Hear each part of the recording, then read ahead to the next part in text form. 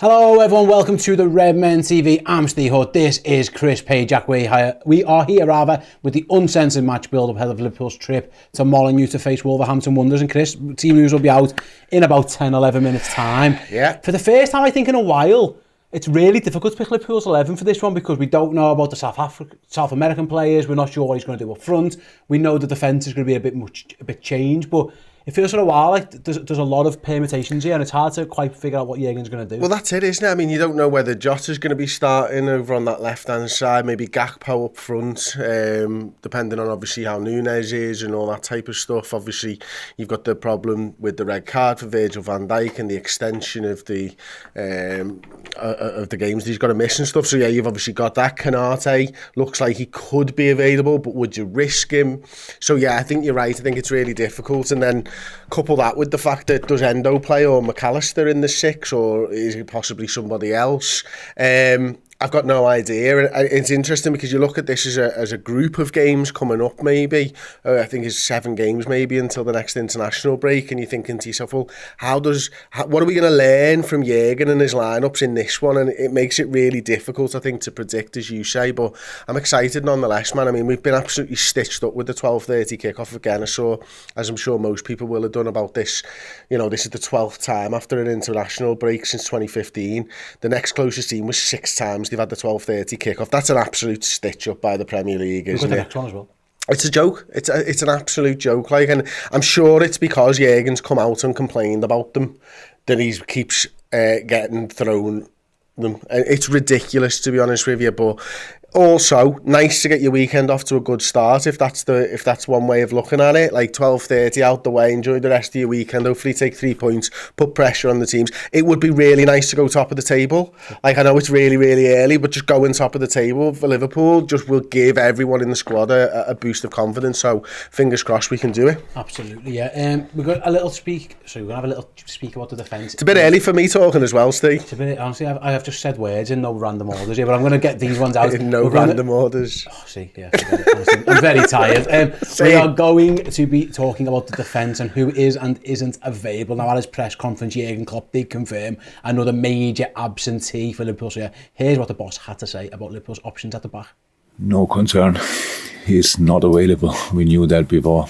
So that's great. He didn't train with the team once yet, and it will take a little bit. So it's not the worst hamstring injury you can have, but it's a hamstring injury, and they barely heal in 2 weeks, and this one didn't as well. We hope he can start, as he's running already, but start ball work maybe early next week, and then we will see. Then we'll go from there. We will see that, the second part, we will see that. But yeah, of course, there's a benefit of it. It's just a player comes to a new club, so he had training sessions here. He could sort everything on a private basis. So if he would do that now this week, we have games every 3 days, let me say like that. So he knows where he will live. He has a car. He has organized everything around. So of course, it's a benefit of that. Yeah, so there you have it. No Trent Alexander-Arnold for this one. Of course, Virgil van Dijk suspended. We knew that as well. Jurgen also speaking about Ryan Gravenberch and what he might offer off the bench. Chris, with no Trent Alexander-Arnold, I had this discussion with the guys when I did the preview show with Sam and with Jay. It fundamentally changes what Liverpool do. He is like the key part of this inverted midfield, back box midfield, whatever you want to call it.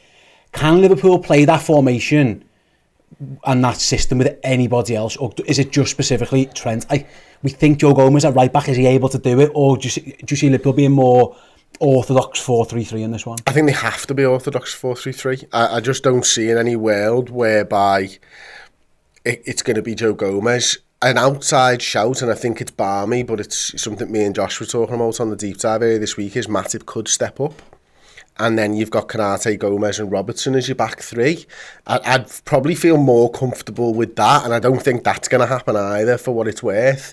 And I don't think there's anything wrong with going orthodox 4-3-3, and I don't think there's anything wrong with not Wolves planning for both as well. You know, that's something that they're going to still be considering and still be thinking about, is who might do it. Are they still going to do it? But with the forward players that we've got available to us, you know, hopefully, you know, 3 of Jota, Gakpo, Salah, Diaz and Núñez, that should be enough to put Wolves to the sword, shouldn't it? So 4-3-3, there's absolutely nothing wrong with it. Again, 4-2-3-1 might be something that we look at. If you want an extra body in the middle of the park, you're able to do it that way, of course, as well. Maybe drop a Gakpo a little bit deeper as well, make your box that way. So there's a few different ways, but I just see, you know, with the defensive issues that we have, with the likelihood is it's a starting back centre-back partnership of Matip and Konate, and then you've got a right-back of Joe Gomez. This isn't... they haven't played a lot of football together, so making it as easy for them as possible and staying in a straight-back form makes sense to me. Yeah, there's some rumours, by the way, on Twitter, and I've not confirmed that Jurgen Klopp is actually starting this game. We'll confirm that again at past. Maybe a bit too early for Ibu, I don't know, but we'll keep an eye on that one. But if that's the case, it's Kwanzaa, Matip and Gomez with Robertson then, I suppose, isn't it? Potentially, yeah. That isn't confirmed. We're waiting to see on that one, but there's a lot of rumours going around that Jurgen Klopp is starting. Also, that no Núñez or Diaz in the front three as well, which again kind of makes sense after their exploits in midweek. What that means for McAllister in midfield, we'll find out shortly, of course. But yeah, 5 or so minutes until we find out what that is. I suppose, Chris, you did mention before, and I'll go back to the creativity thing. When Liverpool first went to that box midfield, Jurgen was desperately keen to stop us getting attacked. It was a defensive move almost. He said, I don't want to be counter-attacked, but they also wanted Trent in midfield. Given, I think the ability and the technical ability of Liverpool's midfielders is better now than it was last season. Yeah. So we can give it to Szoboszlai, you can give it to Jones, you can give it to Gravenberch, you can give it to McAllister if he's on the pitch. It feels like you can get away with, and it might not be the worst thing in the world to go away to a side who are a bit rough and tough, and going to get at you with a more defensive back four, because Gomez will just play right back. He'll do it in a more natural way, but you've still got the players in the middle. It isn't the Trent Alexander-Arnold show anymore. He's still brilliant, and when he's there, fantastic, but there are other players in that team who can create goals for each other, which is something we've kind of lacked a little bit. It has been the Trent show, pretty much. Yeah, it's going to be interesting. Somebody's got to step up, haven't they? I think that's what. I think for me though, if Trent Alexander-Arnold is missing, I would very much like Alexis McAllister to be in this side, because you need somebody who's going to control things. You need somebody who's going to set the tempo. Yeah. You need somebody who's going to tell everyone where we're going to play football. So Trent obviously picks the ball up and he sprays it right or left, and everybody knows we're all moving it that way.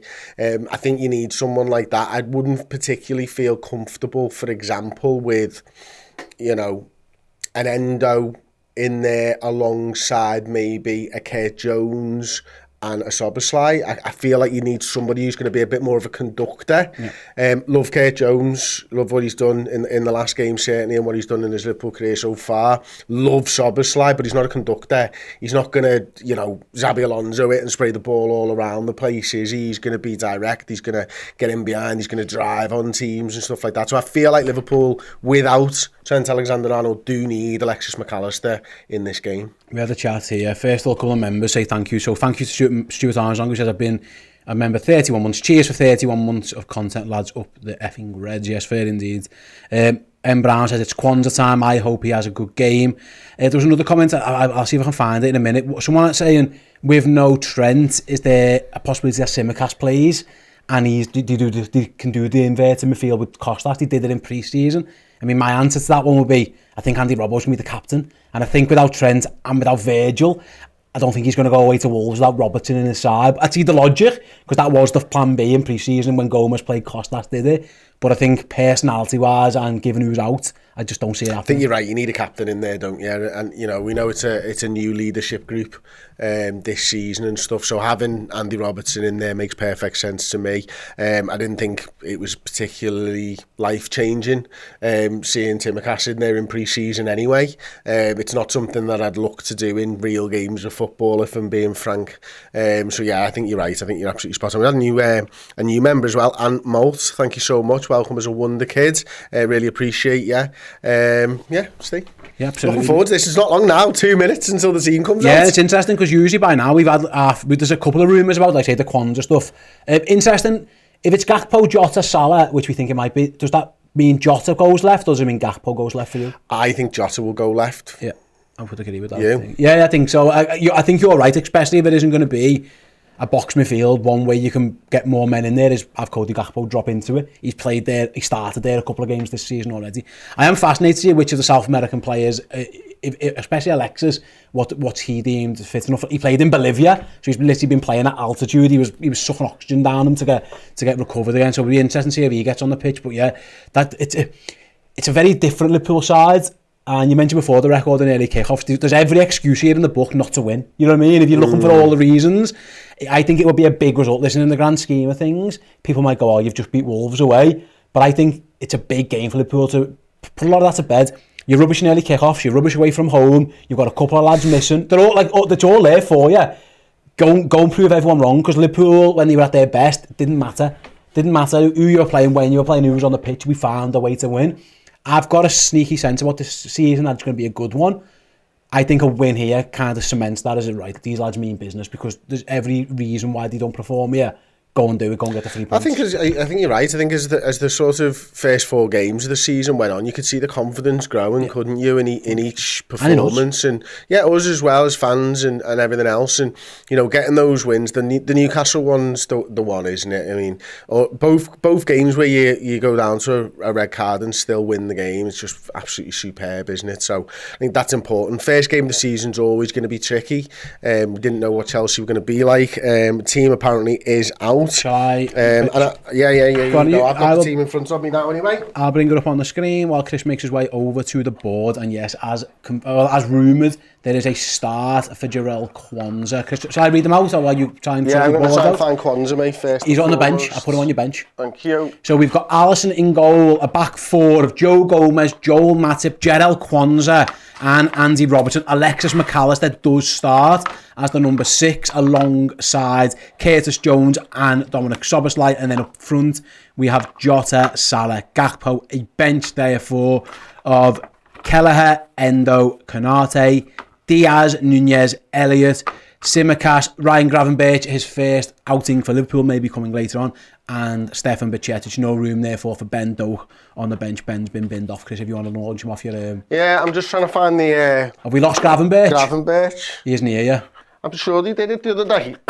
Oh, well, Gravenberch does exist. He's not going to be over on our board. So Chris, I'm going to fly over to you now then. So yeah, Alexis McAllister in, I suppose, is the big positive for us here. I think Jurgen agrees with me then that you need somebody in there who's going to dominate the possession of the football, and I think that does that. And I think that, last time out against Aston Villa, it was McAllister, it was Jones, and it was Szoboszlai, wasn't it, in the middle of the park? And I felt that Kurt Jones put in a proper performance there. I was watching it from the Kop, of course, and you might get different opinions from people who are watching it on the TV and stuff, but he just, I think, allowed us to be able to play our natural game, and in a very similar fashion to the way that Gini Wijnaldum did for years. Now, I don't think he particularly stood out in the numbers and everything else, but in terms of the eyeball test, he was in the right place at the right time. He's very good at pressing the football. He's very good at keeping the football and keeping the rhythm of us having the ball and moving it around and stuff like that. And so in that midfield 3 there, with McAllister's ability to sniff out problems, I think he did better in a defensive sense against Villa than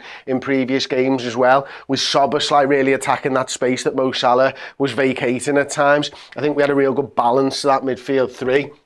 And in defence, I'll be interested to see which way around it is, but I imagine Matip on the left-hand side, although Matip does tend to play right-hand side. You think Kwanzaa there, okay. Matip does tend to play on that right-hand side more often. Obviously, we've seen Joe Gomez shoot into that left side of the centre-half. He's going to be there. He's going to be playing, I'd imagine, as a sort of normal right-back. Andy Robertson, we might see him get forwards a little bit more than in previous weeks, because it might be that he settles in. And although we're not doing the box midfield, it might be that Robertson joins them from a defensive standpoint a little bit more. That gives us an option to get a 4th player in. The way that Liverpool have lined it up on their tweet is that Gakpo will be playing up front. They tend to go with the forward playing the last name. I think I'm right in saying that, aren't I? He is the last name, Gakpo. So I would expect him to now be the centre forward. Salah on the right, Jota on the left hand side. You've got options on the bench there again. 3rd game game on the bounce that Bajcetic is going to be on the bench. Obviously, we've got Gravenberch that you can't see there. In fact, it's a very, very strong bench. And when you bring the likes of Virgil van Dijk and Trent Alexander-Arnold into this as well, my word, there's going to be some good players who aren't going to be making the bench at times now. And Liverpool's squad is looking strong, Steve. Got a couple of points here, Chris. I'll have a little fire some over to you. First of all, Amy, thanks Amy for the £2 super chat. Says, I'm calling after seeing that it's a 3-0 Mo hat-trick. Luke Byrne says that's the best of what's available to us up the Reds. Chris, my question to you is, McAllister done a brilliant footballer with a young lad behind him in Kwanzaa. I thought maybe we could have saw Endo, like a more natural defensive-minded number 6. Does the inclusion of McAllister suggest that Liverpool just want to be on the ball more, and that because there's no Trent Alexander-Arnold, they need someone in there who can play it? Because you would think the best way to protect a young lad making his full debut away at Wolves would be to give him a proper defensive number 6 in front of him, but he's not going to get that. He's got Alexis McAllister who can do a job, and he's very, very good at it, but it's not his natural game really where it is Endo's. What are your thoughts on that? Yeah, I think there's definitely reason to that. I think you've got to look at how the opposition team is going to attack you as well, and I think the big thing that we're going to see from Wolves is balls over the top. That's what they're going to look for, and balls at the defenders and for headers and all that type of stuff. They've tended to hit the space behind, I think it's behind the left back of the team that they're actually facing quite often, to have their sort of right winger run in there, get Silva over there and stuff like that. Now, if a team is attacking you with long balls over the top because you're playing a high line, how much use is a defensive number 6 in there? It's not like intricate build-up play where you want them to get a little interception. So, again, can you win the second balls? McAllister can certainly do that. And then it's about building out from the back, as you say, Steve. Not having Trent Alexander-Arnold, your normal sort of outlet. First of all, it goes to Trent, then it goes to everybody else on the football team. Expect McAllister to have sort of 70, 80, 90 passes in this game. Everything's going to feed from the defenders to McAllister, and McAllister is going to tell us where we're going to play. So yeah, I think it suggests that no Trent means you've got to have McAllister in there. I sort of alluded to it a little bit earlier, and I'm really excited about this team, to be honest with you. I think it's good, and I'm really excited for Jarell as well. Obviously, we've seen him sort of burst on the scene in the last few games and stuff, but he's looked so calm and so composed at every single point, hasn't he?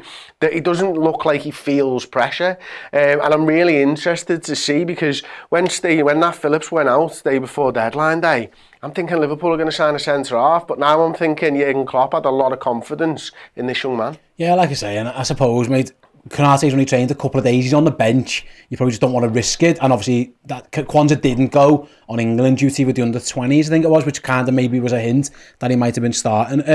Comment here from Martin, who says, I like the lineup. It's a very strong bench. Red Assassin says, I wonder if we'll see any Stefan Bajcetic today in our Legend Discord. Again, he's been on the bench for a long time. We haven't really seen too much of him. Here's the other option in terms of defensive midfielders as well. Maybe saving him for Europa League, I guess, but there's a chance. I thought Stefan Bajcetic was one of the standouts of Liverpool's poor run, unfortunately, last season. He made a name for himself. Every opportunity for himself to get himself back in this side at some point. Yeah, absolutely. Obviously, I think most natural in that position there is as the number 6, of course. But equally, there's been a lot of chatter this week about whether this could be potentially a position that Bajcetic might take up if Trent Alexander-Arnold is missing in games. And, when we go to that box midfield, maybe he could move inside, leave the 3 at the back as normal, create that box with the likes of McAllister in there. I'm still a little bit, I'm not sold on that yet, because obviously we've not seen it at all. That's not to say that he doesn't have the skill set in any way, shape or form. But look, I think if Bajcetic is going to start in the Europa League game, and I think he probably should start against Lask, he's going to need minutes in this game. At least 20 minutes, 30 minutes, probably preferable heading into that one. 30 minutes, I think, guarantees him a recovery day as well. If we remember back a few years, that was kind of sort of the rule, wasn't it? If you play over 20 minutes, you get a bit of a recovery day. That will obviously help Bajcetic. So I expect to see him feature, but if the game's on the line, are you really going to be building that Europa League side in, or is it all about Premier League points today? Yeah, absolutely. One final one, Chris, I want to speak to you about is Curtis. Like, every time Curtis has been fit, he's played. Are we at a point now where Curtis is in the team? Because, like, they look at the bench, you've got Elliott, he had Gravenberch if he wanted him available, he could have chose Endo, there's other options on there as well. He's gone yet again with Curtis Jones. He threw him straight back in after the injury against Aston Villa, he's straight back in again. Are we at a point almost now where Curtis might be in Liverpool's first 11? I think he might be, you know. I think obviously it's still going to be a little bit of a horses for courses thing. There are going to be games where Endo has to start. You know, I think, you know, Manchester City is going to be one of those games where you want a proper defensive midfielder in there, of course. But, you know, I was chatting to Dan the other week about this. Is obviously Gakpo seemed to be his guy, Jurgen's guy, didn't he? And, you know, a couple of games in the middle of the park and a game up front, and then all of a sudden, last time out against Aston Villa, good performance from Darwin Núñez against Newcastle. Núñez is in the starting lineup, no Gakpo.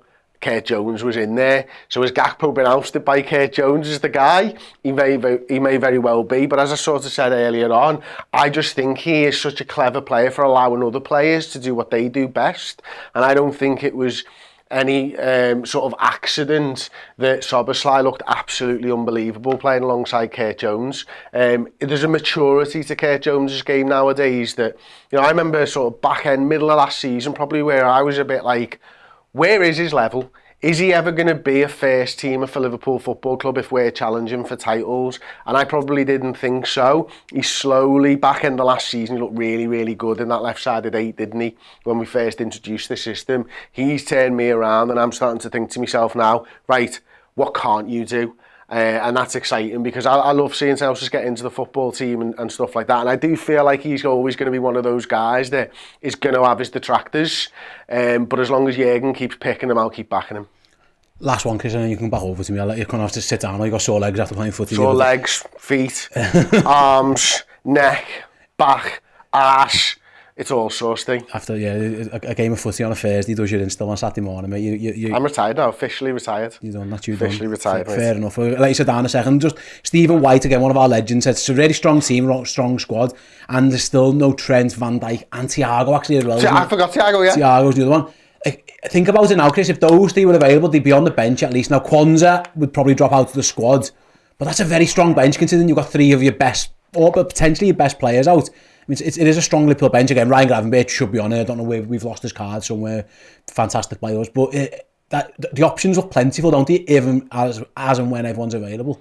Yeah, and that's not even including the likes of Ben Doak, who's already dropped out. So yeah, it's really exciting. Obviously, I suppose this is where the advantage of like a James Milner comes in when you're building your squad, isn't it? Because Kostas Tsimikas is on there because he's a left back. Like, do you really want one of your spots devoted to a specialist backup left back? Probably not, which is why Milner used to probably sit on the bench and Kostas would miss out on squads quite often last season because he just gives you that little bit more versatility. Obviously, Bajcetic and Endo, you might normally pick one of those players as a DM for you to sit on the bench, but yeah, it's really exciting, man. And obviously, you know, Queven Kelleher, we know all about how good he can be and stuff like that, but Trent comes in there, Joe Gomez is probably on the bench, Virgil van Dijk comes in, as you say, Kwanzaa might completely drop off. But yeah, man, the Liverpool squad is starting to look good now. Fingers crossed, we need to get players back from injuries, of course, the likes of Trent and Thiago, and keep them fit. But Thiago will be on that bench certainly, and it is very exciting, isn't it? And you know, big win today here, looking like a pretty full squad, full of promise and experience at the same time, quality, and you do wonder where Liverpool can get to this season. Absolutely. Go on, Chris, come back. Thank you. This could be a slow walk. Are you on the wide shot? No, but yeah, you're fine. Have you ever seen, I don't know if anyone has ever seen a sloth move, but that's what it's like at the moment in time. Here you go. I'm just going to lower myself down. In fact, I'll just drop. It's easier. There you go. Absolutely seamless transition back into the main studio. Shout out to Theo here, who's messaging in the legend saying he's stuck in bed sick with the big bad Rona. Oh no. I hope the Reds help you out. Yeah, get well soon, Steve. Tracy says I'm feeling positive about today, and Scottish Red says I'm happy with that team, and surely it'll be Robbo as captain. Yeah, from one Scot to another, you can be proud of your fellow countryman there. Attacking wise, Chris, different. Obviously, Luis Diaz had a really, really strong start to the season.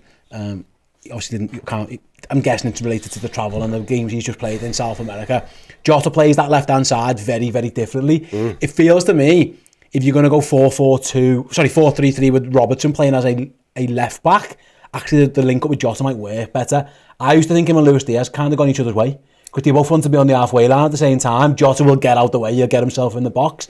you could see Andy Robbo being more of a natural left-back, really, you'd think. Absolutely, I think, if we are playing the 4-3-3, it makes perfect sense. Obviously, Jota not being there makes sense as well. And I remember saying last season, for me, if you're going to play Jota on the left-hand side, you want Gakpo in the 9 because he's going to vacate the space that Jota's going to get through. And if you play Nunes in the 9, you want Diaz because Diaz is going to drop deep and Nunes is going to go forward. So it is beautiful the way that we've got this sort of synergy at the moment. Or, these two players, Jota and Gakpo, will dovetail with each other quite nicely. Could lead for a big game for Andy Robertson as well. So yeah, it really works well. And obviously the same goes with Salah and Szoboszlai from the midfield. We've seen for years Henderson try and get round that outside, get chalk on his boots on the right hand side of things, but Szoboszlai naturally wants to get over there as well as a former winger himself. Maybe we'll see Salah get into the box a little bit more today as well. Absolutely. One question from, again, Scottish Red asks, what do you think Harvey Elliott has to do to get a start? My guess is sorry Aaron, I switched away from that there. Yeah, it was on the Discord. My guess is he starts Thursday. He's been really good coming off the bench, but again, he's now got even more competition with your rival Ryan Gravenberch, who's apparently the 4th or 5th highest paid player in the squad according to some reports. So he's probably coming in. He's probably going to get game time, you would think, obviously. Well, he left Bayern Munich for game time, so I'm guessing he got some assurances. Absolutely, but yeah, Harvey will get. He's been coming on in every game, so it's not like he's been frozen out. But again, another competition where he's going to have to earn it. I suppose Thursday night might be Harvey Elliott night, maybe. That's what I'm kind of getting the sense at the moment. They could well be, Steve, and it's interesting actually because obviously he burst onto the scene. He's massive at the beginning of last season. He plays in sort of every game, maybe up until the World Cup, something like that. It was crazy how often he was in the side, and we've not seen him now. Did his development stall? Did it plateau? Or is the team kind of moving away from him a little bit? I'm not 100% sure, but I am sort of reminded, and I don't think he's of the level yet anyway, or whether he will get to the level, I don't know. But I am kind of reminded of the way that Pep Guardiola has treated Phil Foden over the last few years, the protege, the lad who's come through from the academy, who was going to be one of the best players in world football, and yet so few minutes over the first few seasons of Phil Foden's career at Manchester City because of the experience and stuff like that of the players that were ahead of him. And I do kind of wonder whether Liverpool are just putting their arm around having such a long career. You don't need to race to get to the top. You can develop at your own pace, at your own time, and the team will be there when you come back. But he's going to need to do something special because we've signed McAllister, we've signed Szoboszlai for those 2-8 positions. It's where he plays. And Gravenberch. And Gravenberch now as well. He's not as good as those players.